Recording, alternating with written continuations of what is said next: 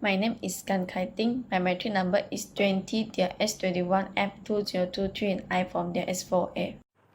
Hi, my name is Darshni Kesavan. My card metric number is 23DLS21F2025. I'm from class DLS4A. Hi everyone, my name is Naina Jihadin Rahman and I'm from the S4A. My matrix number is 23 S21F2049. My name is Nurul Izzah binti Zulkifli. I'm from DLS4A. My CAP matrix is 33 DLS31F2039. Hello everyone, my name is Sharveshini, daughter of Morgan. My matrix number is 23 DLS21F2031 and I'm from class DLS4A. Hello everyone, my name is Niveda, daughter of Mohan. My metric number is 23 DLS21F205.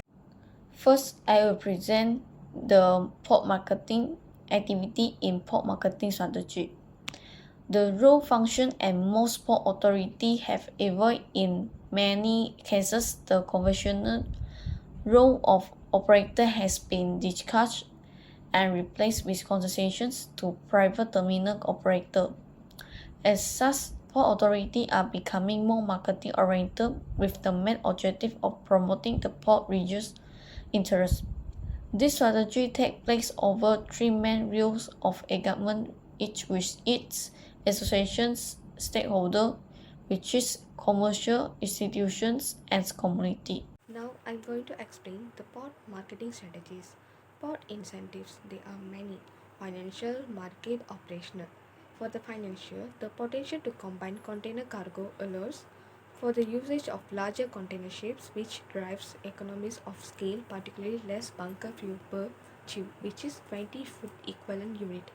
And for the second, market, port authorities offer additional opportunities to increase service frequency through the combination of their respective ship assets, as more ships available results in more frequent port calls.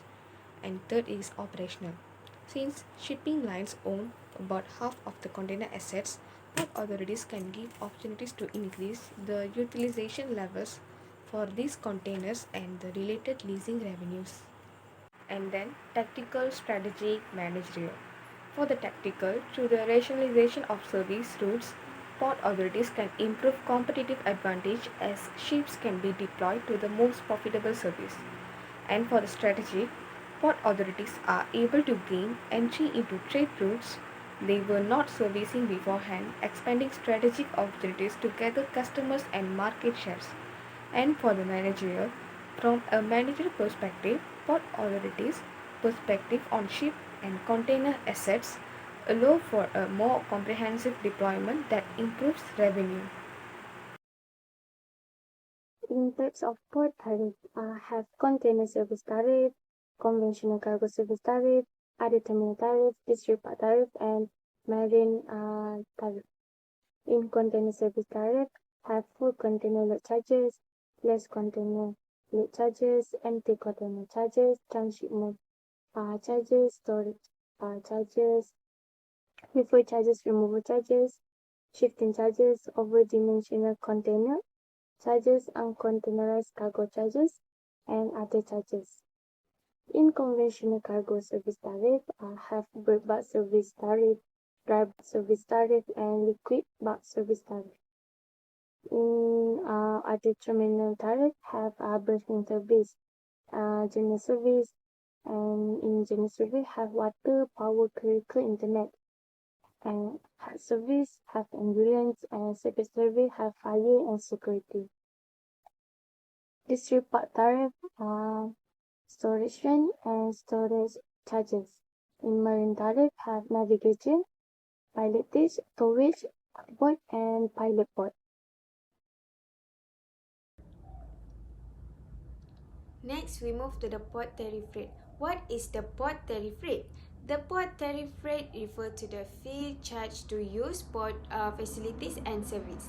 Port usually charge tariff for various services related to the cargo handling, ship docking, storage, and other port-related activities. This rate can vary based on the factors such as cargo type, storage period, vessel size, and service required. First is dock use. Fees for using the port docking facilities. Second is the handling charges. Costs associated with loading and unloading cargo from a ship. Third is the storage fees.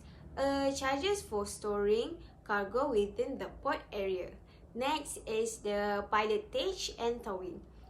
Cost for the service of a pilot to steer the vessel and assist in towing. Lastly is the terminal handling charges. Fees for using terminal facilities for cargo operation.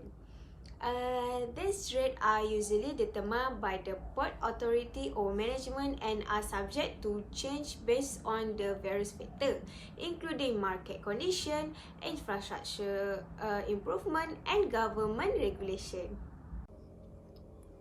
Next, we move to the factor influencing tariff rate. First is the competition in its many form. Location of competing port, quality and ancillary service, use of discount rate, usually based in traffic volume. Second is the nature of product. For loose cargo, it will depend on types of commodity, quantity, overall cubic measurement, value, and period of shipment. Dangerous, dirty, or unobvious cargo. Higher rate and on negotiation. Third is the trade which cargo originates. Coastal or deep sea.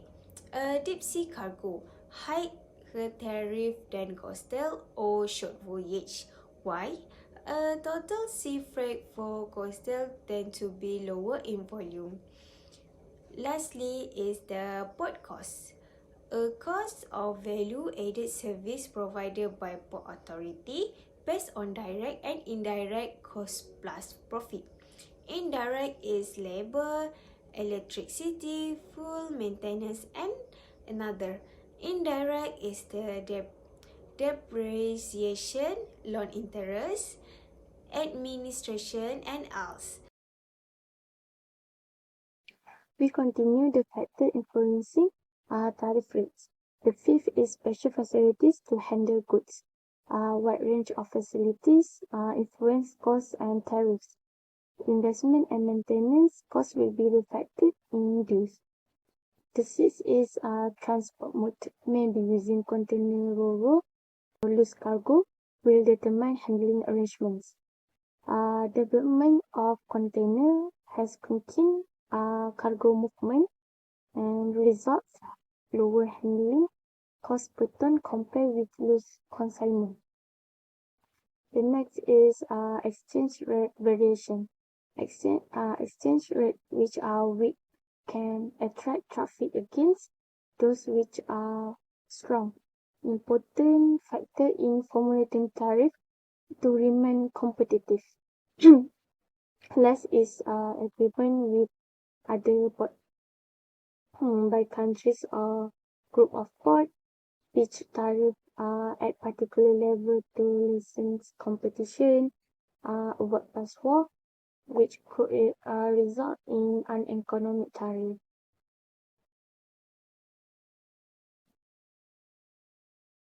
Now I'm going to talk about interpret the principle of ports pricing consisting the matters as follows. A key component of managing and running ports is port pricing, which follows a number of guidelines to guarantee effective and long-lasting operations. The following is an explanation of the main points of port pricing. Firstly, cost base.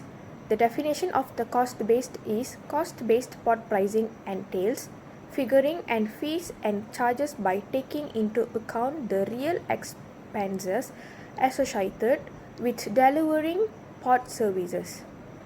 The interpretation is the cost-based concept makes sure that the rates that port users pay are commensurate with the expenses incurred by the port for upkeep and operations. Users pay in proportion to the services they consume, which encourages, opens, and justify. Secondly, cost recovery.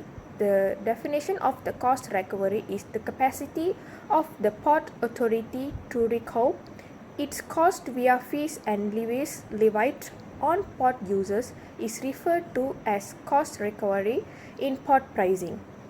The interpretation is the goal of port authorities is recover the expenses related to the construction, upkeep and use of infrastructure in order for the port to remain financially sustainable and be able to reinvest in its service and infrastructure.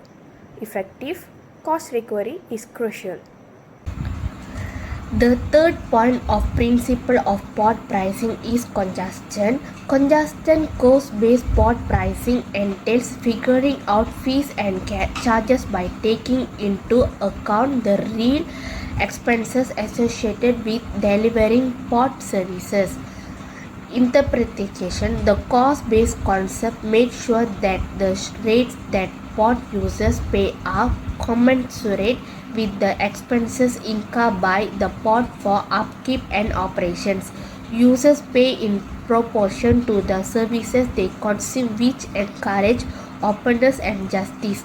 In port operation, congestion refers to a situation where there is a high level of congestion or overcrowding within the port area. This can occur when there is a large number of vessels waiting to dock, limited berth availability, or an overwhelming volume of cargo being handled at the same time. Congestion in port operation can lead to delays in vessel arrivals and departures, longer waiting times for ships, increased turnaround times, and difficulties in efficiently moving cargo within the port. It can also result in increased costs for shipping companies and negatively impact the overall productivity and effectiveness of the port. Efforts are made to manage and mitigate congestion through proper planning, infrastructure development, and efficient operational strategies. The fourth point that I am going to explain about strategic and commercial pricing. Definition is setting fees with strategic aims in mind or taking the competition and market into account are two aspects of strategic and commercial pricing. Interpretation: ports authorities may use strategic pricing to attract certain kind of goods, kinds of ships, or sectors of the economy. Commercial pricing encourages the effective use of port infrastructure by taking competition and market factors into consideration.